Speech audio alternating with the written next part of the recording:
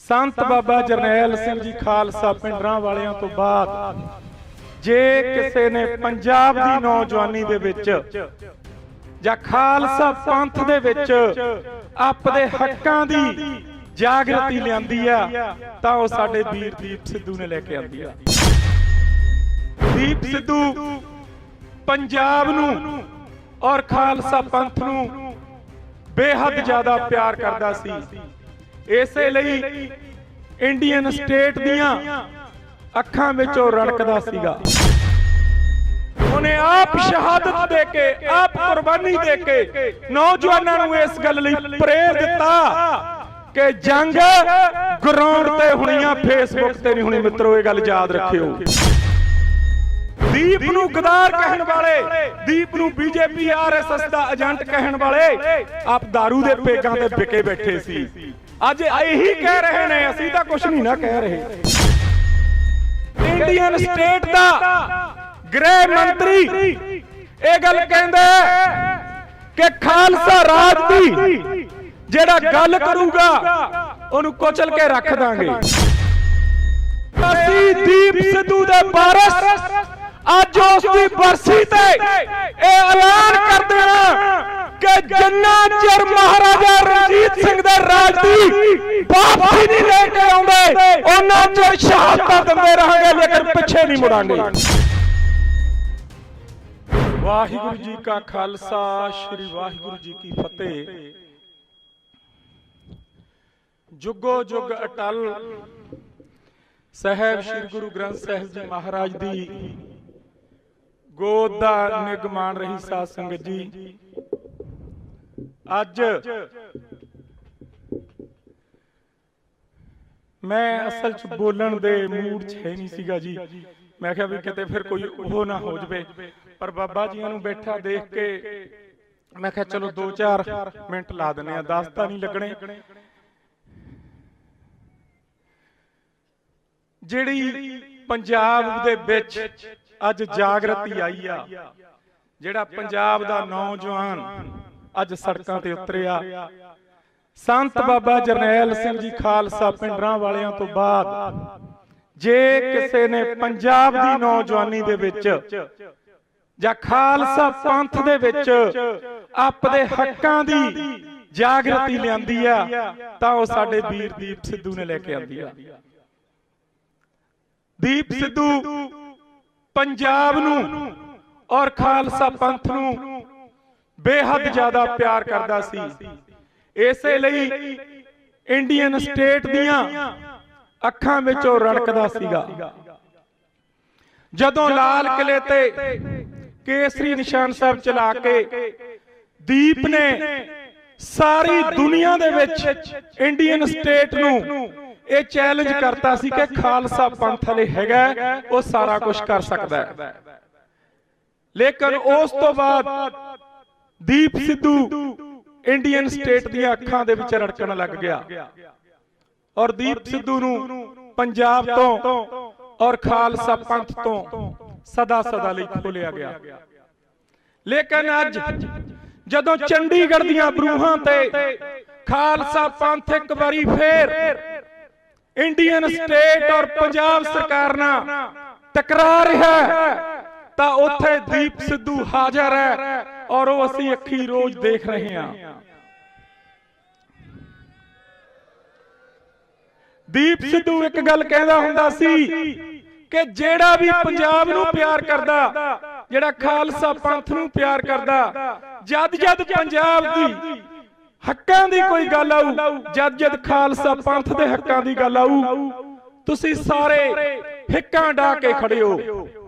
जेड़े नौजवान ओदे नाल शंभू सी, जेड़े नौजवान ओदे नाल दिल्ली सी, उन्हां ने ओदे कदमां ते चलदे होए ये गल कौमी इंसाफ मोर्चे विच करके दिखाती कि हिक्कां डा के वारिस पंजाब दी जथेबंदी दे नौजवान उत्थे बैठे ने।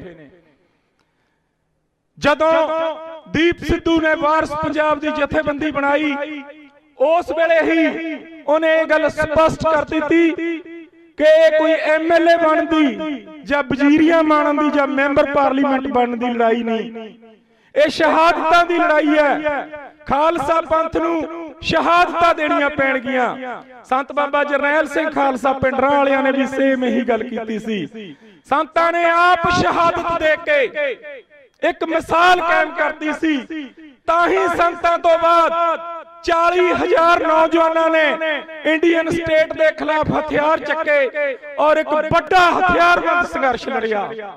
ਇਸੇ ਤਰ੍ਹਾਂ ਹੀ ਦੀਪ ਦੀ ਸੋਚ ਦੀ ਉਹਨੇ ਆਪ ਸ਼ਹਾਦਤ ਦੇ ਕੇ ਆਪ ਕੁਰਬਾਨੀ ਦੇ ਕੇ ਨੌਜਵਾਨਾਂ ਨੂੰ ਇਸ ਗੱਲ ਲਈ ਪ੍ਰੇਰ ਦਿੱਤਾ ਕਿ ਜੰਗ ਗਰਾਊਂਡ ਤੇ ਹੋਣੀ ਆ, ਫੇਸਬੁੱਕ ਤੇ ਨਹੀਂ ਹੋਣੀ। ਮਿੱਤਰੋ ਇਹ ਗੱਲ ਯਾਦ ਰੱਖਿਓ, ਜੇਕਰ ਫੇਸਬੁੱਕ ਤੇ ਜਾਂ ਫੋਨਾਂ ਤੇ ਉਹਨੇ ਲੜਾਈ ਲੜਨੀ ਹੁੰਦੀ ਫਿਰ ਉਹ ਬੰਬੇ ਤੋਂ ਲੜ ਸਕਦਾ ਸੀ, ਲੇਕਿਨ ਨਹੀਂ। ਉਹਨੂੰ ਪਤਾ ਸੀ ਉਹ ਪੰਜਾਬ ਨੂੰ ਖਾਲਸਾ ਪੰਥ ਨੂੰ ਸਮਰਪਿਤ ਸੀ। ਉਹਨੂੰ ਇਹ ਗੱਲ ਭਲੀ ਭਾਂਤ ਜਾਣੂ ਸੀ ਕਿ ਉਹਨੇ ਗਰਾਊਂਡ ਤੇ ਕੰਮ ਕਰਨਾ ਪੈਣਾ ਔਰ ਗਰਾਊਂਡ ਤੇ ਜਿਹੜਾ ਇੰਡੀਅਨ ਸਟੇਟ ਨੂੰ ਲਲਕਾਰੂਗਾ ਉਹਦੇ ਵਾਸਤੇ ਇਹੀ ਕੁਛ ਹੈ ਜੋ ਸੰਤ ਜਰਨੈਲ ਸਿੰਘ ਹੋਣਾ ਨਾਲ ਸਾਡੇ 40,000 ਨੌਜਵਾਨਾਂ ਨਾਲ ਔਰ ਦੀਪ ਸਿੱਧੂ ਹੋਣਾ ਨਾਲ ਹੋਇਆ।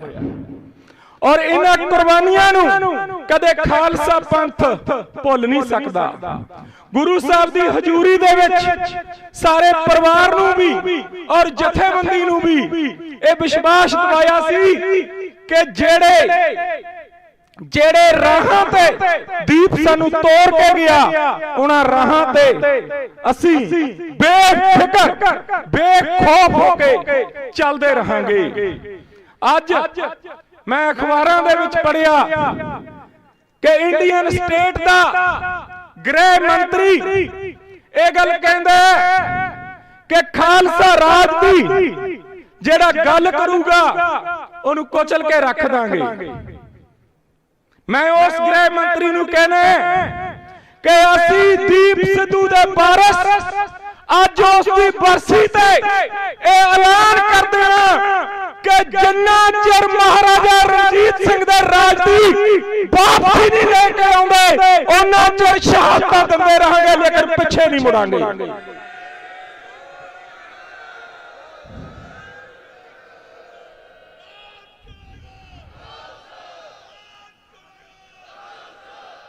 ਲੇਕਿਨ ਦੀਪ ਸਿੱਧੂ ਇੱਕ ਗੱਲ ਕਹਿੰਦਾ ਹੁੰਦਾ ਸੀ ਕਿ ਜਦੋਂ ਪੰਥ ਲਈ ਪੰਜਾਬ ਲਈ ਕੋਈ ਸੱਚ ਦੀ ਗੱਲ ਕਰਦਾ ਤਾਂ ਇੱਕ ਨੈਰੇਟਿਵ ਸਿਰਜਿਆ ਜਾਂਦਾ ਕਿ ਇਹਦੇ ਪਿੱਛੇ ਕੋਈ ਹੋਊਗਾ। ਪਿੱਛੇ ਕੌਣ ਹੁੰਦਾ? ਪਿੱਛੇ ਗੁਰੂ ਗ੍ਰੰਥ ਸਾਹਿਬ ਮਹਾਰਾਜ ਨੇ ਜਾਂ ਸਾਡੇ ਮਹਾਪੁਰਸ਼ ਨੇ ਜਿਹੜੇ ਅਸ਼ੀਰਵਾਦ ਦਿੰਦੇ ਨੇ। ਮੋਰਚਾ ਚੰਡੀਗੜ੍ਹ ਦੀਆਂ ਬਰੂਹਾਂ ਦੇ ਵਿੱਚ ਲੱਗ ਗਿਆ। ਅਕਾਲ ਤਖਤ ਸਾਹਿਬ ਦੇ ਜਥੇਦਾਰ ਸਿੰਘ ਸਾਹਿਬ ਭਾਈ ਜਗਤਾਰ ਸਿੰਘ ਹਵਾਰੇ ਦੇ ਦਿਸ਼ਾ ਨਿਰਦੇਸ਼ ਤੇ ਪੰਥ ਨੂੰ ਸਮਰਪਿਤ ਇੱਕ ਪੰਥਕ ਮੋਰਚਾ ਉੱਥੇ ਖਾਲਸਾ ਪੰਥ ਲੜ ਰਿਹਾ ਹੈ। ਦੀਪ ਸਿੱਧੂ ਨੂੰ ਪਿਆਰ ਕਰਨ ਵਾਲੇ ਸੰਤ ਬਾਬਾ ਜਰਨੈਲ ਸਿੰਘ ਜੀ ਖਾਲਸਾ ਦੇ ਤੋਰੇ ਹੋਏ ਰਸਤਿਆਂ ਤੇ ਤੁਰਨ ਵਾਲੇ ਸਾਰੇ ਉੱਥੇ ਹਾਜ਼ਰੀਆਂ ਭਰ ਰਹੇ ਨੇ। ਗੱਲਾਂ ਤਾਂ ਬਹੁਤ ਨੇ ਜਿਹੜੀਆਂ ਕੀਤੀਆਂ ਜਾ ਸਕਦੀਆਂ ਨੇ, ਲੇਕਿਨ ਆਉਣ ਵਾਲੇ ਸਮੇਂ ਦੇ ਵਿੱਚ ਇਹ ਸਾਰਾ ਛਾਲਣਾ ਲੱਗ ਜਾਣਾ। ਦੀਪ ਸਿੱਧੂ ਇੱਕ ਗੱਲ ਕਹਿੰਦਾ ਹੁੰਦਾ ਸੀ ਕਿ ਆਪਦਾ ਕੰਮ ਕਰਦੀ ਜਾਓ, ਕੰਮ ਕਰਦੇ ਜਾਓ, ਪੰਥ ਨੂੰ ਕੌਮ ਨੂੰ ਸਮਰਪਿਤ ਹੋ ਕੇ ਛਾਲਣਾ ਗੁਰੂ ਸਾਹਿਬ ਨੇ ਲਾ ਦੇਣਾ। ਜਦੋਂ 26 ਜਨਵਰੀ ਨੂੰ ਲਾਲ ਕਿਲੇ ਤੇ ਕੇਸਰੀ ਨਿਸ਼ਾਨ ਸਾਹਿਬ ਚਲਾਤਾ ਸੀ, ਜਿਹੜੇ ਆ ਕੌਮੀ ਇਨਸਾਫ ਮੋਰਚੇ ਦੇ ਵਿੱਚ ਬੈਠੇ ਨੇ ਇਹ ਸਾਰੇ 26 ਜਨਵਰੀ ਨੂੰ ਦੀਪ ਸਿੱਧੂ ਦੇ ਨਾਲ ਵੀ ਖੜੇ ਸੀ ਔਰ ਡਟ ਕੇ ਖੜੇ ਸੀ ਔਰ ਪਰਿਵਾਰ ਦੇ ਨਾਲ ਵੀ ਖੜੇ ਆ। ਇੱਕ ਗੱਲ ਹੈ, ਬੜੀਆਂ ਭਰਮ ਫੈਲਾਏ ਜਾਂਦੇ ਨੇ, ਬੜੀਆਂ ਗੱਲਾਂ ਕਹੀਆਂ ਜਾਂਦੀਆਂ ਨੇ ਕਿ ਦੀਪ ਸਿੱਧੂ ਨਾਲ ਆਏ ਸੀ ਜੀ ਹੋਏ ਸੀ, ਲੇਕਿਨ ਦੀਪ ਸਿੱਧੂ ਨਾਲ ਜੋ ਪਿਆਰ ਸੀ ਉਹ ਸਿਰਫ ਤੇ ਸਿਰਫ ਗੁਰੂ ਗ੍ਰੰਥ ਸਾਹਿਬ ਮਹਾਰਾਜ ਨੂੰ ਪਤਾ ਹੈ। ਉਹਦੇ ਤੋਰੇ ਹੋਏ ਰਸਤਿਆਂ ਤੇ ਡਟ ਕੇ ਤੁਰ ਰਹੇ ਆ, ਹਿੱਕਾਂ ਤਾਣ ਕੇ ਤੁਰ ਰਹੇ ਆ ਔਰ ਜਦ ਤੱਕ ਖਾਲਸਾ ਰਾਜ ਦੀ ਗੱਲ ਜਿੰਨਾ ਚਿਰ ਜਿਉਂਦੇ ਆ ਕਰਦੇ ਰਹਾਂਗੇ। ਲੇਕਿਨ ਅਮਿਤ ਸ਼ਾਹ ਦੀਆਂ ਧਮਕੀਆਂ ਤੋਂ ਡਰਨ ਵਾਲੇ ਨਹੀਂ। ਜੇ ਸਾਡਾ ਵੀਰ ਨਰਿੰਦਰ ਮੋਦੀ, ਅਮਿਤ ਸ਼ਾਹ ਔਰ ਮੋਹਨ ਭਾਗਵਤ ਉਹਨਾਂ ਦੀਆਂ ਧਮਕੀਆਂ ਤੇ ਨਹੀਂ ਨਾ ਡਰਿਆ ਤਾਂ ਇਹ ਤੁਹਾਡੇ ਨਾਲ ਸੰਗਤ ਜੀ ਵਾਅਦਾ ਕਰਦੇ ਆ कि ਉਹਦੇ ਦਿਖਾਏ ਹੋਏ ਰਸਤਿਆਂ ਤੇ ਚੱਲਾਂਗੇ ਫਿਰ ਇਹ ਅਮਿਤ ਸ਼ਾਹ ਹੋਣੀ ਮੋਹਨ ਭਾਗਵਤ ਹੋਣੀ ਕਦੇ ਸਾਨੂੰ ਡਰਾ ਨਹੀਂ ਸਕਦੇ। ਡਟ ਕੇ ਦੀਪ ਸਿੱਧੂ ਦੇ ਨਾਲ ਸੀ, ਇੱਕ ਤਾਣ ਕੇ ਪਰਿਵਾਰ ਦੇ ਵੀ ਨਾਲ ਹੈ, ਲੇਕਿਨ ਇੱਕ ਜ਼ਰੂਰ ਹੈ ਕਿ ਬਹੁਤੀਆਂ ਗੱਲਾਂ ਨਹੀਂ ਗੋਲ ਮੋਲ ਜੀਆਂ ਕਰਨੀਆਂ ਆਉਂਦੀਆਂ ਨਾ, ਡਰਾਮੇਬਾਜ਼ੀ ਜੀ ਇੱਕ ਕਰਨੀ ਆਉਂਦੀ ਹੈ। ਜਦੋਂ ਦੀਪ ਸਿੱਧੂ ਨੂੰ ਲੋੜ ਸੀ 26 ਜਨਵਰੀ ਤੋਂ ਬਾਅਦ ਉਹਦੇ ਨਾਲ ਵੀ ਹਿੱਕ ਡਾ ਕੇ ਖੜੇ ਸੀ। ਜਦ ਪਰਿਵਾਰ ਨੂੰ ਲੋੜ ਪਊਗੀ ਪਰਿਵਾਰ ਲਈ ਵੀ ਹਿੱਕ ਡਾ ਕੇ ਖੜਾਂਗੇ ਔਰ ਸਦਾ ਹੀ ਖੜੇ ਰਹਾਂਗੇ। ਕਦੇ ਭੀੜਾਂ ਦੇਖ ਕੇ ਜਾਂ ਚੜਾਈ ਦੇਖ ਕੇ ਬਦਲਣ ਵਾਲੀਆਂ ਨਸਲਾਂ ਚੋਂ ਨਹੀਂ ਹੈਗੇ। ਇਹ ਗੱਲ ਦਾ ਭਰੋਸਾ ਪਰਿਵਾਰ ਨੂੰ ਦਿਵਾਉਣੇ ਆ, ਗੁਰੂ ਗ੍ਰੰਥ ਸਾਹਿਬ ਮਹਾਰਾਜ ਦੀ ਹਜ਼ੂਰੀ ਵਿੱਚ ਦਿਵਾਉਣੇ ਆ ਕਿ ਚਾਚਾ ਜੀ ਵੀਰ ਮਨਦੀਪ ਸਿੰਘ ਕਦੇ ਅੱਧੀ ਰਾਤ ਹਾਕ ਮਾਰ ਕੇ ਦੇਖਿਓ, ਤੁਹਾਡੇ ਨਾਲ ਖੜਾਂਗੇ ਔਰ ਹਮੇਸ਼ਾ ਖੜੇ ਆ ਤੇ ਹਮੇਸ਼ਾ ਹੀ ਖੜੇ ਰਹਾਂਗੇ। ਸਿੰਘ ਸਾਹਿਬ ਭਾਈ ਜਗਤਾਰ ਸਿੰਘ ਹਵਾਰੇ ਦੇ ਧਰਮ ਪਿਤਾ ਬਾਪੂ ਗੁਰਚਰਨ ਸਿੰਘ ਜੀ ਹੁਣੀ ਪਹੁੰਚੇ ਨੇ। ਉਹ ਬਜ਼ੁਰਗ ਜਿਨੇ ਇਸ ਉਮਰ ਦੇ ਵਿੱਚ ਪੰਜਾਬ ਸਰਕਾਰ ਨੂੰ ਔਰ ਇੰਡੀਅਨ ਸਟੇਟ ਨੂੰ ਚੈਲੰਜ ਕਰਤਾ ਔਰ ਬਾਬਾ ਦੀਪ ਸਿੰਘ ਉਹਨਾਂ ਦੀ ਯਾਦ ਤਾਜ਼ਾ ਕਰਾ ਦਿੱਤੀ। ਉਹਨਾਂ ਦੀ ਆਮਦ ਤੇ ਇੱਕ ਜਕਾਰਾ ਲਾਉਣ ਲੱਗੇ ਆ। ਉਹ ਜਕਾਰਾ ਭਾਈ ਜਗਤਾਰ ਸਿੰਘ ਹਵਾਰੇ ਦੀ ਔਰ ਬੰਦੀ ਸਿੰਘਾਂ ਦੀ ਚੜ੍ਹਦੀ ਕਲਾ ਲਈ ਹੈ। ਉਹਦਾ ਜਵਾਬ ਇਸ ਤਰ੍ਹਾਂ ਦਿਓ ਕਿ ਇਹ ਜਕਾਰੇ ਦੀ ਆਵਾਜ਼ ਅਮਿਤ ਸ਼ਾਹ ਦੇ ਕੰਨਾਂ ਤੱਕ ਜਾਣੀ ਚਾਹੀਦੀ ਹੈ ਕਿ ਖਾਲਸਾ ਪੰਥ ਨੂੰ ਤੂੰ ਡਰਾਉਣਾ ਚਾਹੁੰਦਾ। ਦੁਨੀਆ ਤੇ ਕੋਈ ਜੰਮਿਆ ਨਹੀਂ ਜਿਹੜਾ ਖਾਲਸਾ ਪੰਥ ਨੂੰ ਡਰਾ ਲੂਗਾ। ਅਮਿਤ ਸ਼ਾਹ ਬੋਲੇ